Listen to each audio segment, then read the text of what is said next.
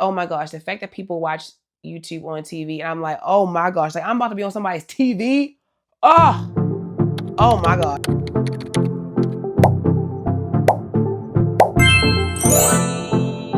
Hey friend, it has been 30 days since I've been on YouTube.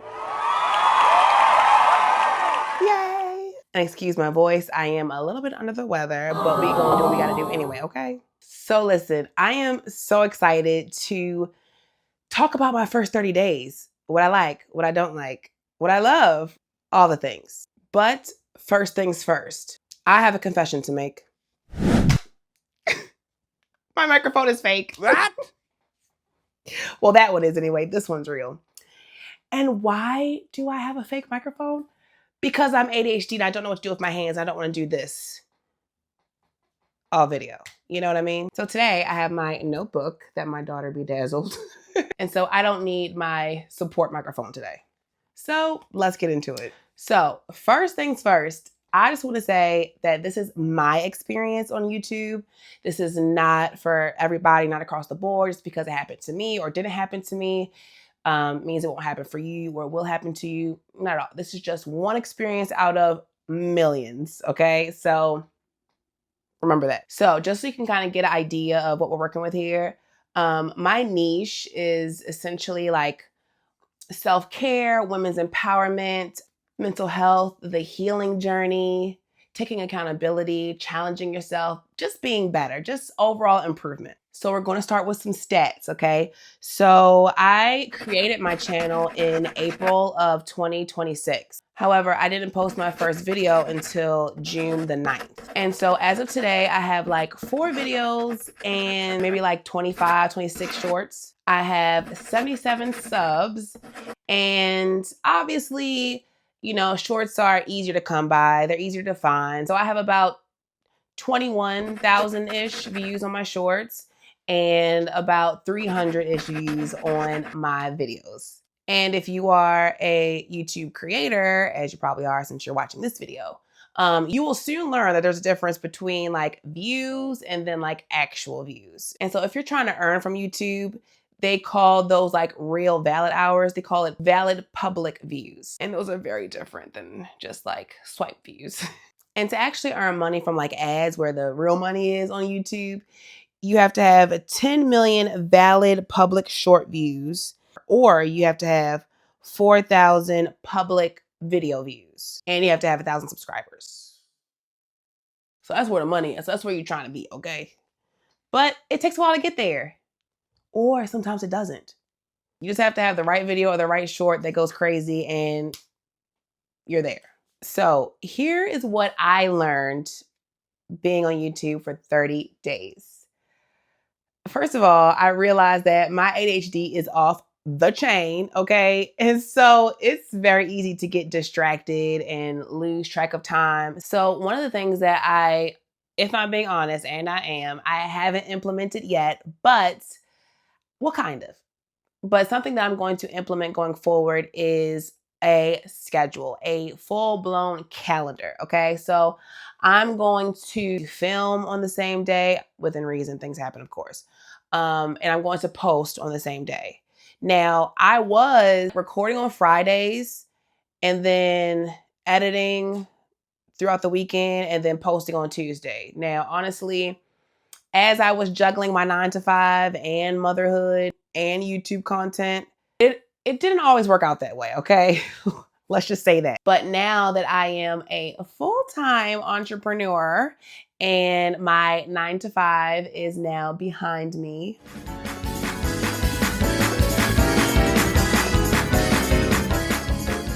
I now have more, way more, obviously, flexibility to be able to schedule filming and editing and posting and engaging, all the things. Another really important thing for me, if you are going to do long form videos and you have ADHD like me and you can seem to rant, okay, like I do, it is so important to have an outline, okay? And that's something that I'm obviously, with my notes today, implementing, is because as I was watching my videos over, I realized that some of them are really repetitive because I didn't have a script or I didn't have an outline. And so I was just talking. Like, okay, I've said that actually 5 times now. Like, move on, okay? So I know for me that scripts don't work, but outlines do, because I was filming a video for another platform of mine. Skool, by the way, if you're looking for a community for women and support and encouragement, join Skool today. But anyway, so I actually wrote out a full script. And when I tell you, it was terrible. Like, it was like, are you looking for it? It was very commercial. And it was like, oh my gosh, I actually ended up deleting it because it was that bad. So all that to say, scripts don't work for me, but outlines do. Another thing that goes with the analytics side of YouTube creation is YouTube Studio. Oh my gosh. If you, like me, have an obsessive personality, beware of YouTube Studio, okay?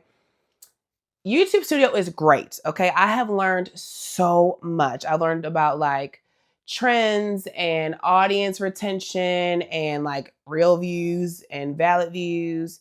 I've seen, okay, like when is my audience more engaged on YouTube, demographics, all the things, which I am proud to say that I am now currently reaching my demographic. So that's exciting. But for me, it's gotten a little out of control. So I got to kind of dial back a little bit. So it would be like when I wake up in the morning, I'm like, okay, hallelujah, thank you, Lord. Read my verse of the day, YouTube Studio. And I'm like, okay, how many views did I get? And how many comments did I get? And what was the reach? And what was the, the impressions and the follow through? And how many people stayed and watched? How many people swiped away? Oh my gosh. That number, the swipe to stay number, oh my gosh. Whew, let's just say I've got some learning to do. Okay, to kind of address like that fine line between analytics and wanting to get your video out, but also wanting to be authentic. Like for me, I am now a full-time entrepreneur. I am like, this is about to be my income. Okay. Hallelujah. We're claiming it. Okay. YouTube is going to be my income. Okay. So obviously there is a drive, there's a push, there is a massive motivation to become a YouTube partner and start making money. Okay. So you do want to watch, like, okay, like how do you hook your audience? Like obviously we know we're living in a day of like instant. So it's very hard. It's like you have 3 seconds to catch somebody's attention. And like that's annoying to me. I am not like a gimmicky person. I'm just like, all right, like if I'm for you, I'm for you. And if you're gonna find me, you're gonna find me. You know what I mean? But you do have to do the things that put you in a certain place for you to be seen by your audience. So it is difficult for me not to just like focus just on being myself and also, okay, like what's grabbing people's attention. So you'll hear a lot of people say like, it's important that you get your hook. Like you got 3 seconds to hook somebody in that they want to watch the rest of your video. It's needed for sure, but it's exhausting. It's like, all right, like, y'all, lock in. Like, come on. So that's something I'm working through. One thing that I read that I shouldn't do when starting a YouTube channel is to tell your family and friends that you started a YouTube channel. I'm like, oh, watch my video and post it here, post it there, and hope everybody watches it. I don't think that that is really beneficial, because obviously your family and friends, they know you, right? They're like, okay, like she started a YouTube channel, like let me go watch the video. And people don't understand the analytics and like what works and what like you're supposed to do and like what actually counts for things on YouTube. So sometimes if your family friend is like, okay, cool, I watched like 10 seconds of the video and now I'm moving on, that's not helping. Like you have to watch the whole video through. You have to like and, comment and share all the things. So sometimes your family can actually inhibit your growth because they're not doing things authentically, right? They're like, okay, well, let me watch this real quick to support and then I'm moving on. But it's like, no, you need real views from real people who have a real interest in what you're doing, what you're talking about. So I would agree with that advice and say like, don't even tell anybody on YouTube. Just like let everything be authentic. And let the people who are supposed to be on your page come to your page. Let your community find you, and obviously you do the work and put yourself out there so that you can be found. YouTube is hard work. Okay? Like, it is hard work. If you are on YouTube to make a living, if you are on YouTube to really create a community, to really create a platform for growth and some financial independence, it is hard work because, again, you're not only like filming, which means you also have to buy equipment, you have to have lighting and cameras and all the other thing. You're also taking the time to film, taking the time to edit, depending on your editing style. So that could be a huge learning curve. And also, of course, YouTube Studio, trying to figure out, okay, what's working, what's not working? How's my reach? Am I reaching the right people? Are people watching my videos? Are shorts more popular or are long form more popular? It's a lot of work. Now, something that I have heard time and time and time again on YouTube for like, oh, if you want to be a creator, do this. If you want to reach more people, do this. If you want to have more views, do this.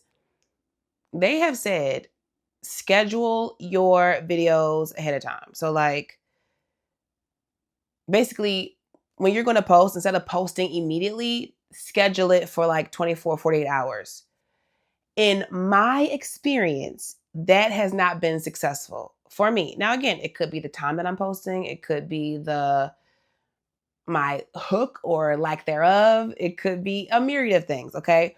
All I know is that I have scheduled 3 videos, and when I schedule them, they don't do well. But I have deleted the videos and reposted them immediately, and they do well. Well, they do much better. So it could be the content, it could be um, anything. All I know is when I schedule it, it didn't get a lot of views, but when I just posted immediately, it got more views. That's all I know. One thing I love about new YouTubers is like when you go into a certain video that's like, oh, how to reach this people or how to do this or how to do that. All the new YouTubers are there, right? And they're like, oh, yay, sub for sub, like for like, and follow for follow. Don't do that. Okay. When you learn YouTube, you understand that like everything counts, everything matters. So I am very, very, very attached to my algorithm. Okay. My YouTube knows me. And so when you go and you look for new creators and to support them and support each other, you don't want to just sub to everybody because it's going to mess up your algorithm. So for example, if you are into health and wellness and you are subbing to people who do like gaming or anime or cooking videos or um, computer, arts and crafts, automobiles, traveling, whatever the case may be.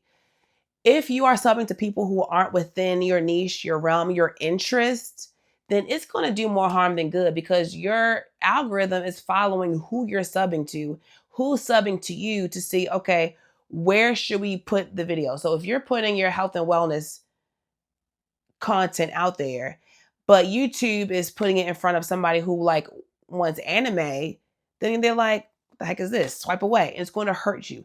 So I love the support of new YouTubers, but sub to the new YouTubers that are within your niche and within your interest at least. And so something I've done because I do want to support everyone, like I will like or might comment things if I see somebody that's, remotely close. Because you do want to support people.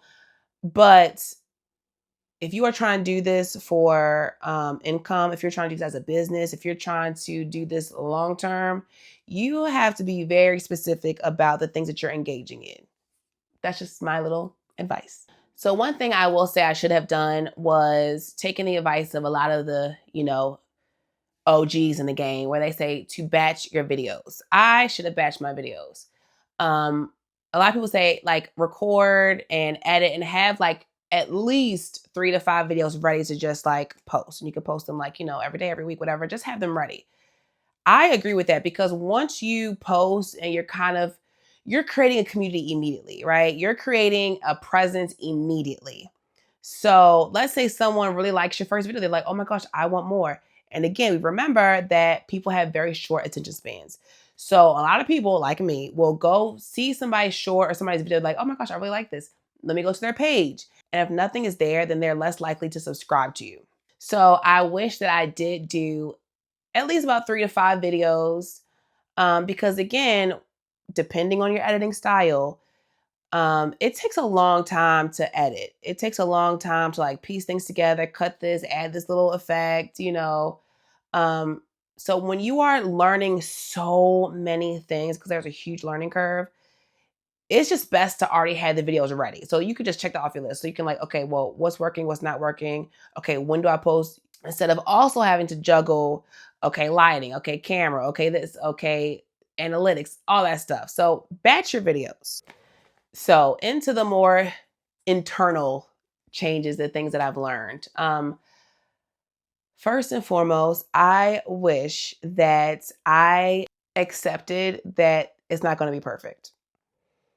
I am I am a perfectionist. I am close to a perfectionist in some regard.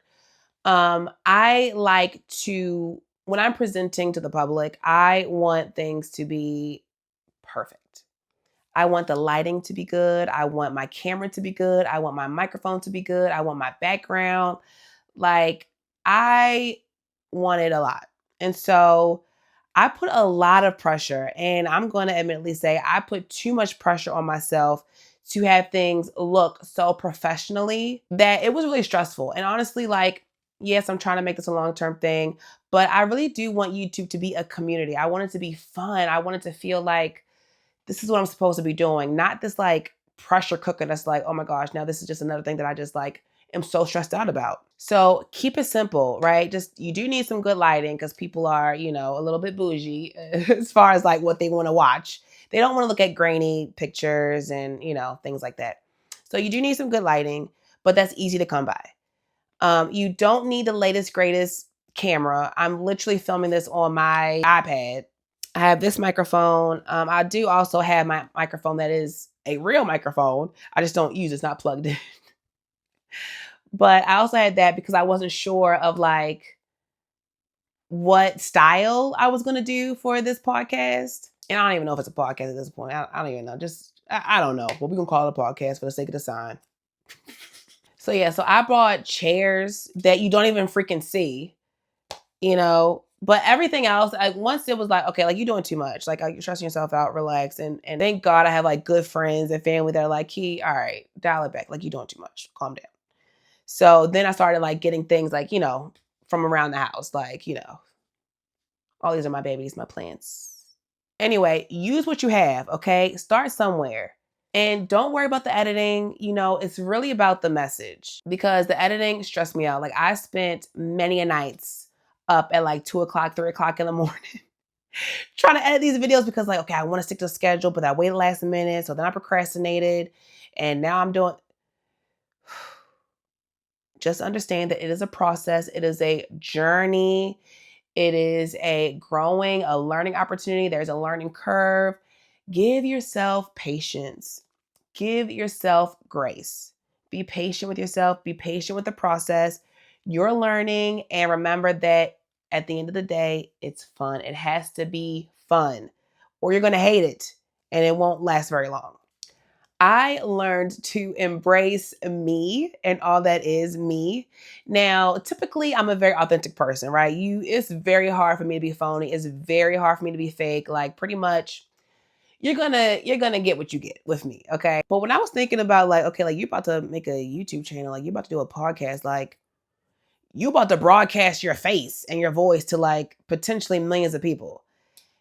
And I'm like, ew, but I hate my voice. And I definitely wanted to lose like 50 more pounds before I'm on somebody's camera or on somebody's like, oh my gosh, the fact that people watch YouTube on TV and I'm like, oh my gosh, like I'm about to be on somebody's TV. Oh my gosh. So I was very stressed out.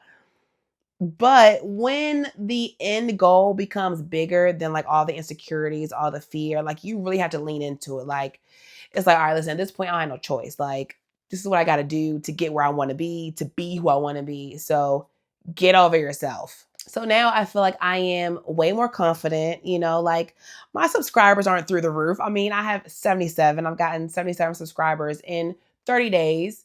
Now, about 13 of them are family and friends, but a win is a win, okay? So I think for the first 30 days, my channel is doing pretty good. And at the end of the day, it's doing really good for me. And I just understand that in order for me to have longevity in this game, in order for me to actually build the community that I want, I'm gonna have to be me. And so that's what I'm doing. Like I'm I got ADHD, okay? I can be repetitive. I lose my train of thought. I, use a fake microphone because I don't know what to do with my hands. Um, like, yeah, I just have to be myself. And I have definitely grown in my confidence and just understand, like, yeah, like this is my thing. Like, I'm doing this. Like, yeah, I'm a YouTuber, period. Like, I have a podcast. Yeah. And that's a big deal. And one thing I do struggle with is not celebrating the wins. Like I am a very much okay next person. Like okay next. It's like okay, I built my website. Okay next. I posted my first video. Okay next. I got good feedback on my editing. Okay next. I wrote a workbook. Okay next. I launched my workbook. Okay next. I have merch. Okay.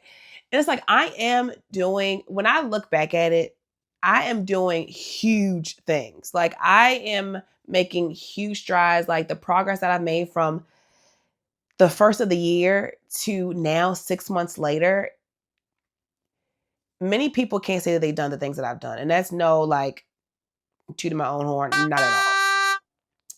But it is important for me to begin to really be like, wow, Key, like, girl, you doing this. Like, okay, like you've come a long way. Like, what? Like, you built a website by yourself? What? Like my technical capacity ended in like MySpace era. Okay. Like I barely navigate Instagram. Don't even get me started on TikTok. That's another video for another day. And so like all the things that I have accomplished need to be acknowledged, need to be celebrated. So that's what I'm working on. And I would encourage you to do the same thing. If you are like me, very much like, okay, next, checking things off your list. Take a second, breathe, and sit in your progress. Sit in your victory. Celebrate yourself. Celebrate the things that you've done. And remember where you were a week ago. Remember where you were 6 months ago. Remember where you were 30 days ago. And always remember to stay in those moments for at least a moment. Celebrate yourself regularly, okay? Because while YouTube is and can be a job, you also want to, just like any other 9 to 5 job, you want to be praised, you want to be acknowledged, you want to be encouraged. And if you're doing this by yourself, then you have to do that by yourself too. You have to celebrate yourself. You have to acknowledge yourself. You have to congratulate yourself and be proud of yourself. So all that to say, listen, if I can do it, you can do it, okay? If I can do it in spite of my ADHD, my anxiety, my depression, my transition from 9 to 5 to full-time entrepreneurship, in the middle of motherhood and taking care of helping my parents as they're getting older, being a sister, being a mom, like all the things. If I can do it in all the mess that I am, then you can do it. So let me know in the comments, if you're a new YouTuber, what's your niche? How can I support you? Any questions you have? I am not a expert by any means. Obviously, I've only been on 30 days. But whatever I have learned, if you want to know about editing or thumbnails, my equipment, like all that, let me know. I'm happy to share all that I have. As usual, don't forget to like, subscribe, and share, and hit the bell so that when I drop a new video or short, you are the first to know. Okay, that's it for me. Okay, love you, bye. No, I'm just kidding. Love you, bye.